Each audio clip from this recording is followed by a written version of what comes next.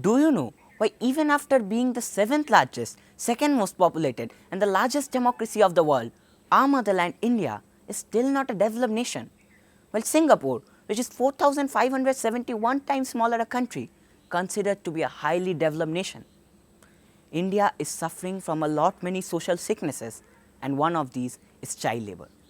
Hey there everybody, I am Aditya Chatterjee of class 10.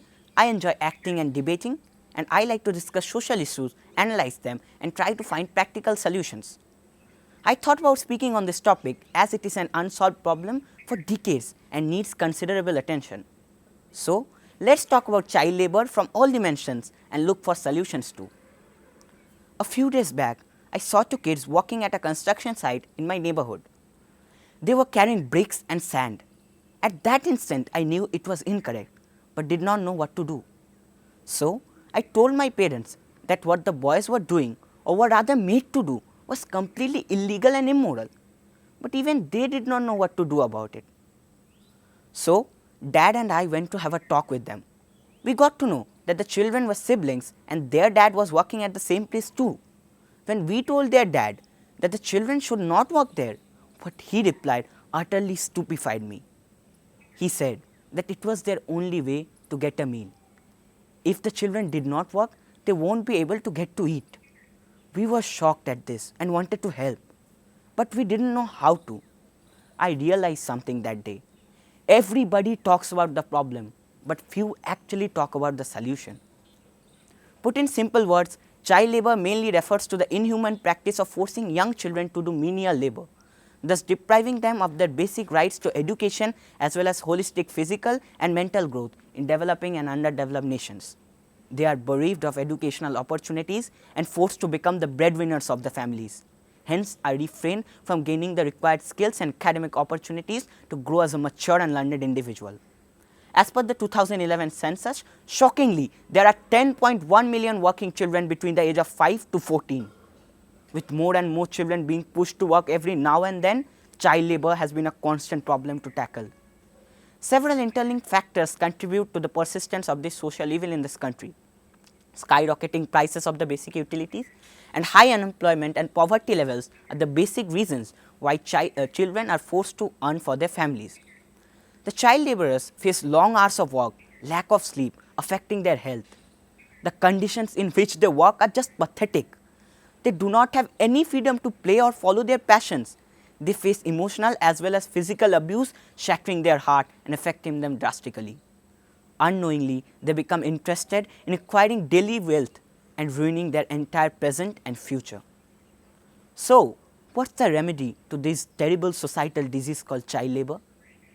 Actually, child labor is like diabetes. It cannot be cured. However, its effects can be diminished to a marginal level. Let's discuss how. As change starts from an individual level, the first thing is to educate ourselves about the problems and what our government is doing to stop them. We should participate in discussions with our family, friends and colleagues. The more we know, the more knowledge we can give to others, hence igniting a change in the society. Let us try to find other people with a similar mentality of bringing a change and make unions with them. This will encourage more people to fight against this type of issues.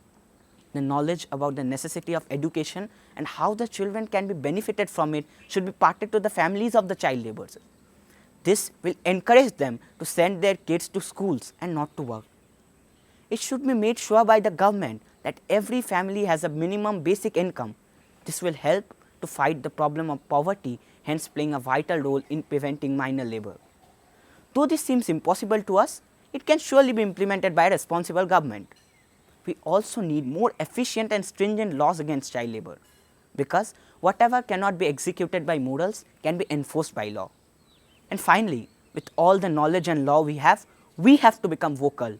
We have to inform this to the masses so that it truly becomes effective. Imagine the plant you water every day. It has a springing bud that will become a beautiful flower, filling your balcony with a mesmerizing fragrance. Now, suppose that you wake up the next morning and the mesmerizing flower has been completely destroyed and throttled. The amazing possibility of the bud sprouting into a beautiful flower is gone. Similarly, when the children in our society are bound to work at an early age, snatching away their basic essence of their childhood, their future gets trampled in the same way as the flower bud. So, let's not arm our tiny tots with tools like saws and hammers, as the only tools that suit their hands are books and pens. Thus, you are left with two choices. Either you can carry on ignoring these soft flower-like children of our society, or you can take a step, bring a change. The choice is yours. Thank you.